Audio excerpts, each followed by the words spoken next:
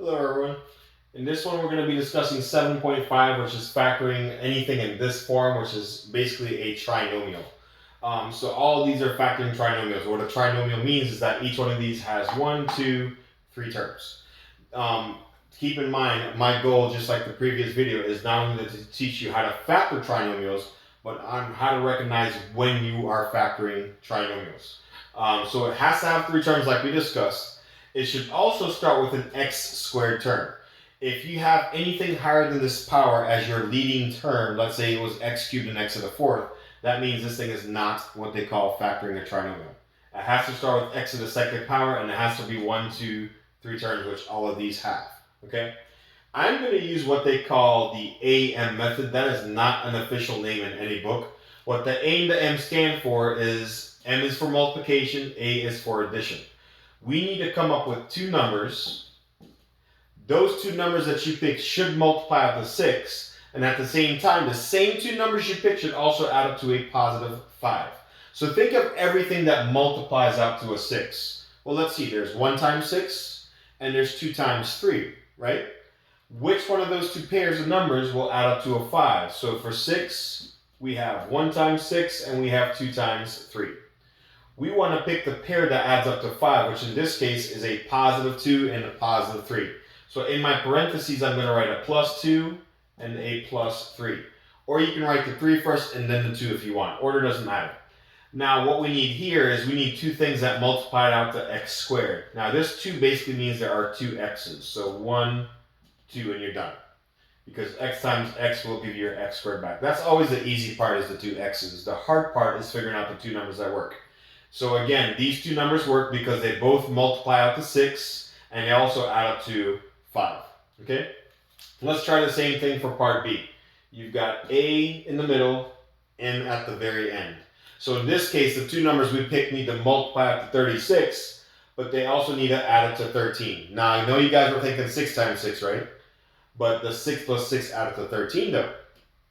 The answer is no, so we need to find two different pairs that work.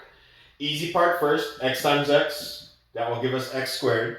Hard part being the numbers that we got to figure out. So think about everything that multiplies out to 36. We already said 6 times 6 doesn't work.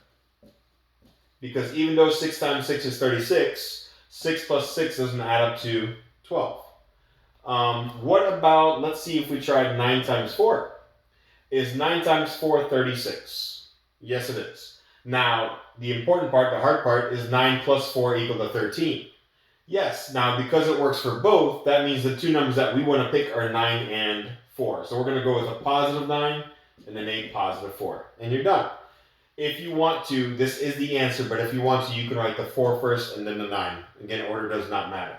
Now, A and B were pretty easy. Why? Because all three terms were positive. For the next 4, we're going to mix it up some by throwing in some negatives here and there. Okay? So here we go again. Your middle term is your addition value. Your last one is your multiplication number.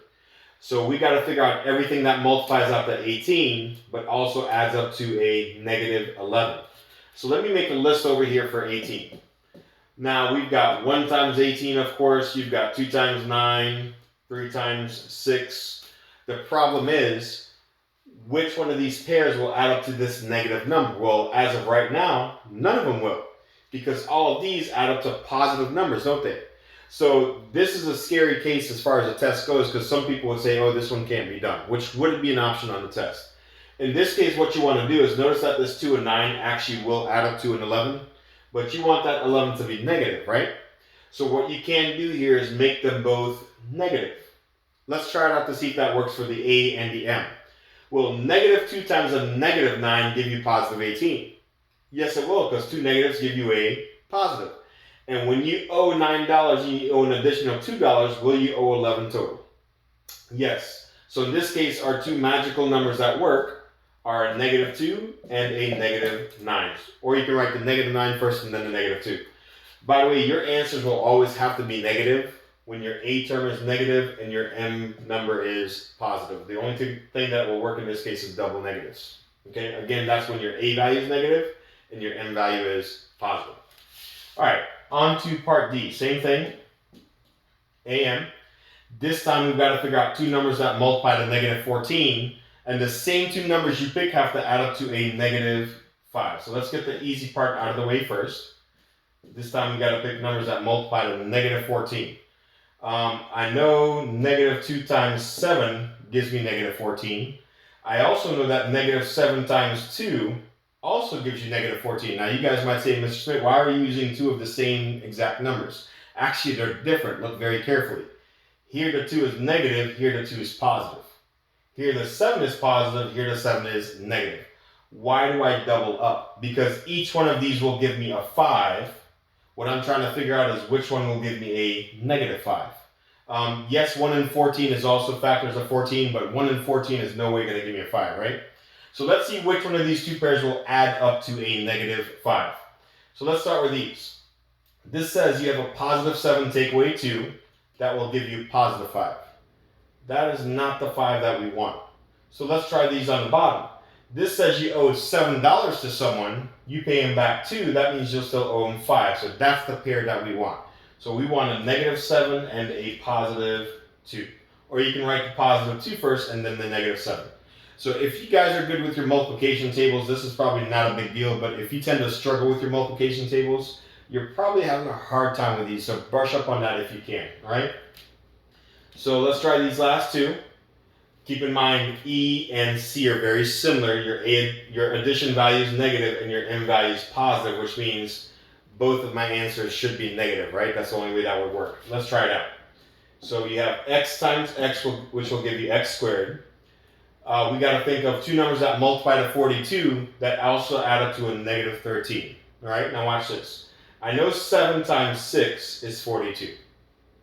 And I know 7 plus 6 is a 13, but we need a negative 13. So just like in part C, we need both our answers to be negative. Now let's check if that works. Negative 7 times negative 6, negative times a negative, that does give us a positive 42. And when you add them together, negative 7 plus negative 6, that really is negative 13. So yes, these two numbers work. Again, order doesn't matter. You can write the 6 first and then the 7 if you would like. Last one. We need to pick two numbers that multiply to negative 16. And the same two numbers should add up to a 6. So let's make a list over here for negative 16. Let's see, we got negative 8 times 2, also negative 2 times 8. Again, they're not the same, look very carefully. And the reason I'm flipping around the negative sign on the same two set of numbers is because they will add up to a different number. Both of these will give me a 6. The question is, which one will give me a positive 6? Well, let's check. Let's try the first two pair. When you owe $8 and you pay back $2 to someone, that means you will still owe them 6. Is that the 6 that we want? In this case, no, it's not, because we want a positive 6. This thing gave us a negative 6. So let's try the bottom pair. So that one didn't work. What happens when you take 8 and you subtract 2? Doesn't that give you a positive 6?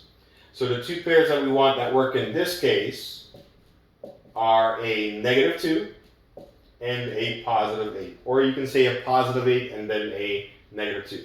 So that's all there is to factoring trinomials. Again, you can recognize them for the fact that they have 3 terms and that they also start with x squared.